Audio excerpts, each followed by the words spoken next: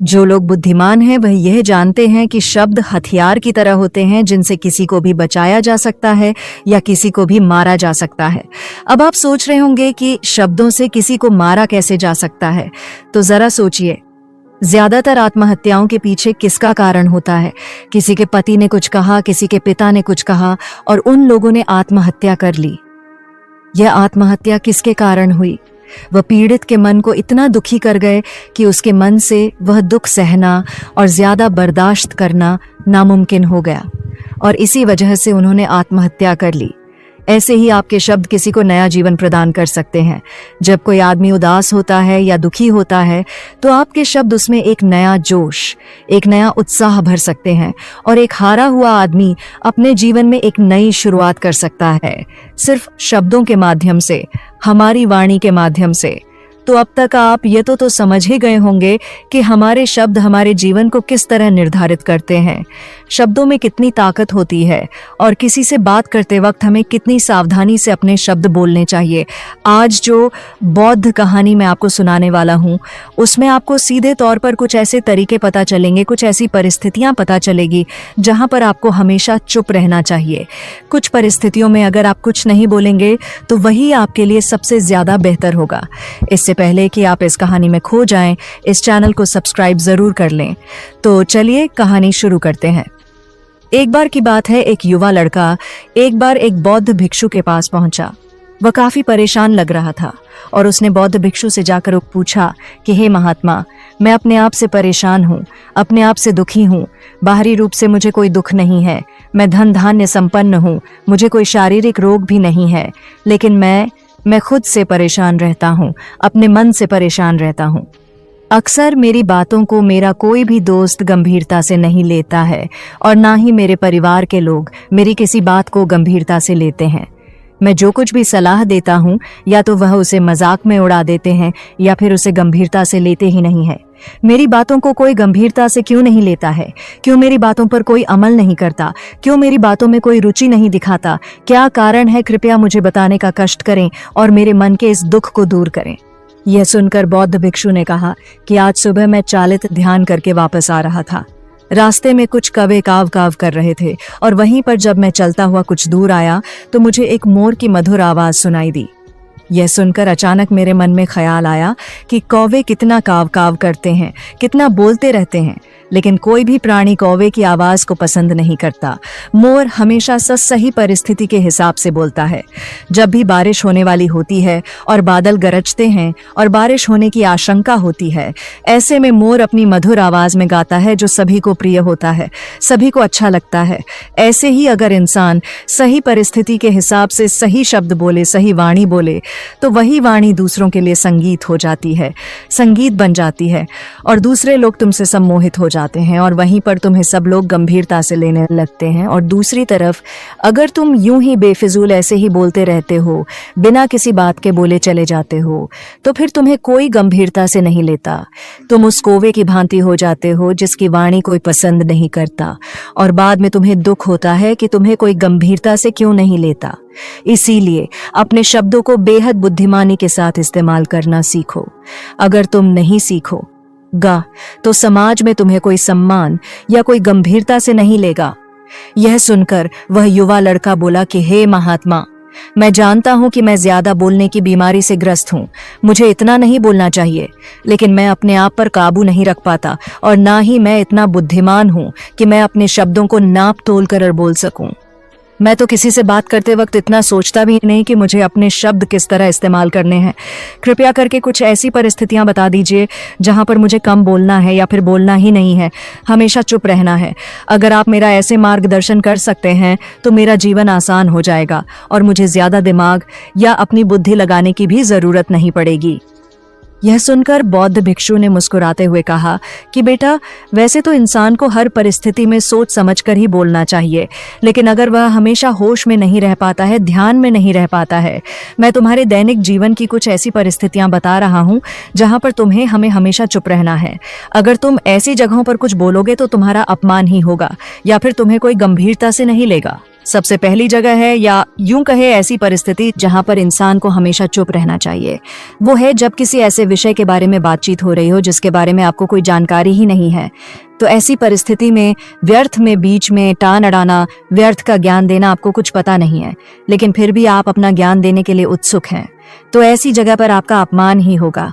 जरा तुम खुद सोचो, जब कोई बीमार आदमी अपनी बीमारी के बारे में चर्चा कर रहा हो और आपको उस बीमारी के बारे में कोई भी ज्ञान नहीं है, लेकिन फिर भी आप व्यर्थ में बेकार में उसे ऐसी ऐसी औषधियां बता रहे हैं जिनका उसकी बीमारी से कोई तालमेल ही नहीं है, तो ऐसे में आप अपनी प्रतिष्ठा अपने हाथों से खो रहे होते हैं और आपको पता ही नहीं होता। ऐसी परिस्थिति में आदमी को हमेशा सुनना चाहिए।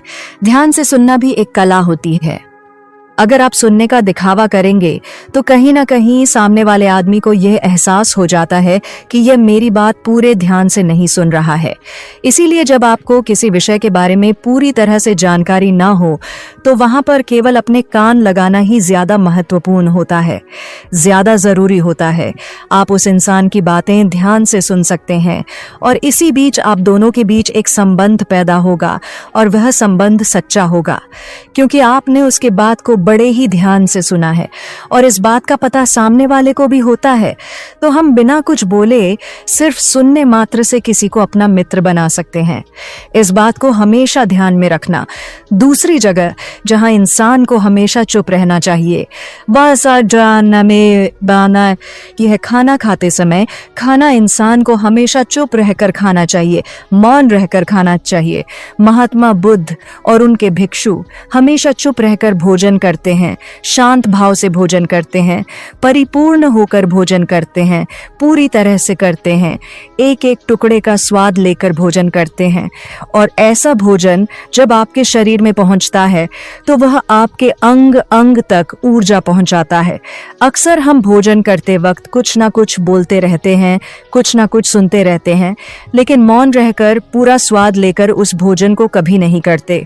हम उस भोजन को करते वक्त आधे अधूरे ही रहते हैं और इसीलिए हमारा शरीर लोगों से ग्रस्त हो जाता है। जरा तुम खुद सोचो, बौद्ध भिक्षु हमेशा भिक्षा लेकर भोजन करता है और भिक्षा भी बिल्कुल मामूली सी, और वह भी एक वक्त का। तो एक वक्त भोजन करने के बाद भी वह इतने स्वस्थ रहते थे, इतने उत्साह जोश और आनंद से भरे होते थे।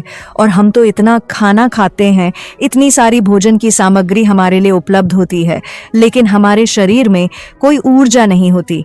इसका सबसे बड़ा कारण होता है कि हम अपना भोजन होश में नहीं करते हैं, परिपूर्ण होकर नहीं करते हैं, मौन रहकर नहीं करते हैं। इसीलिए अपना भोजन हमेशा मौन रहकर ही करो।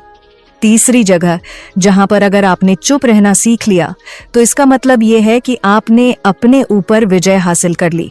जी हाँ, गुस्से में शांत रहना या चुप रहना इतना आसान नहीं होता है।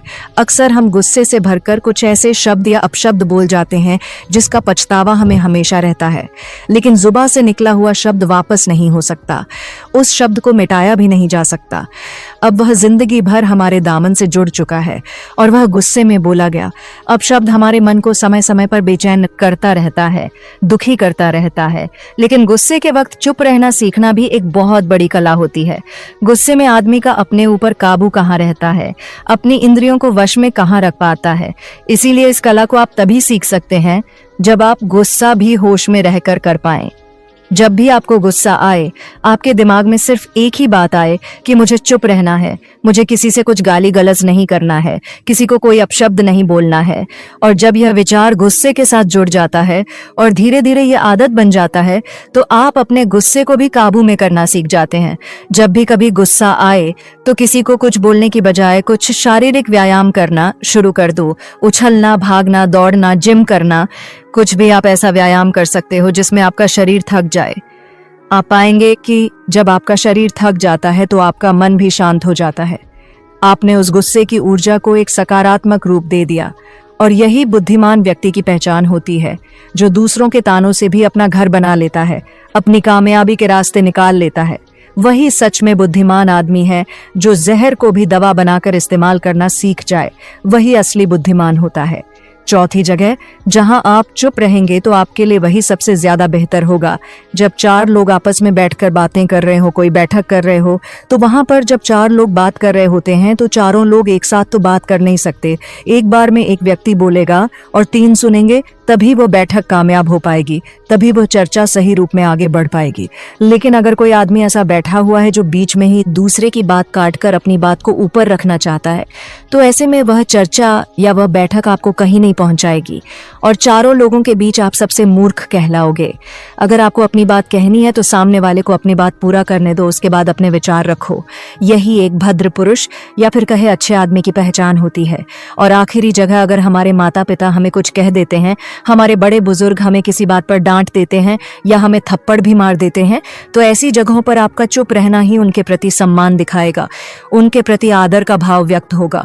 अगर आप उनके सामने उनका विरोध कर देते हैं, उनका प्रतिरोध कर देते हैं, तो वह गुस्सा तो थोड़ी देर बाद शांत हो जाएगा, लेकिन वह कही गई बात, वह विरोध किया हुआ शब्द या फिर कुछ भी उल्टा सीधा हमेशा आपके मन को सताएगा और आपके माता पिता को हमेशा यही लगेगा कि ये हमारी इज्जत नहीं करता, हमारी बात नहीं मानता, क्योंकि ये कमाने लग गया है, ये बड़ा बन गया है। ऐसी ऐसी बातें उठेंगी, ऐसे ऐसे तंज कसे जाएंगे। इसीलिए ऐसी जगह पे आप मौन रहिए, चुप रहिए, कुछ मत बोलिए। अपने गुस्से को अपने अंदर ही पी लीजिए, कुछ व्यायाम कर लीजिए, भाग लीजिए, दौड़ लीजिए, आपका मन अपने आप शांत हो जाएगा। आखिर में बौद्ध भिक्षु ने अपनी बात को खत्म करते हुए कहा कि कम शब्दों में अपनी भावनाओं को उतारना सीखो। शब्द हथियार की तरह होते हैं। बोलो तो होश में बोलो, ध्यान में बोलो। जीवन शैली ऐसी बना लो कि आप जब भी बोलो पूरे होश में रहकर बोलो, पूरे आनंद के साथ बोलो, पूरे प्रेम के साथ बोलो। ऐसी वाणी बोलो जो दूसरे के दिल को ठंडक पहुंचाती हो, दूसरे के मन को भी शांत कर देती हो, और वह तभी संभव है जब आप प्रतिपल होश में रहकर बोलेंगे। इसके बाद वह युवा लड़का बौद्ध भिक्षु के सामने नतमस्तक हो गया और उनको प्रणाम करते हुए अपने घर वापस लौट गया। उम्मीद करता हूं कि यह कहानी आपको जरूर पसंद आई होगी। पसंद आई हो तो अपने दोस्तों के साथ शेयर जरूर करें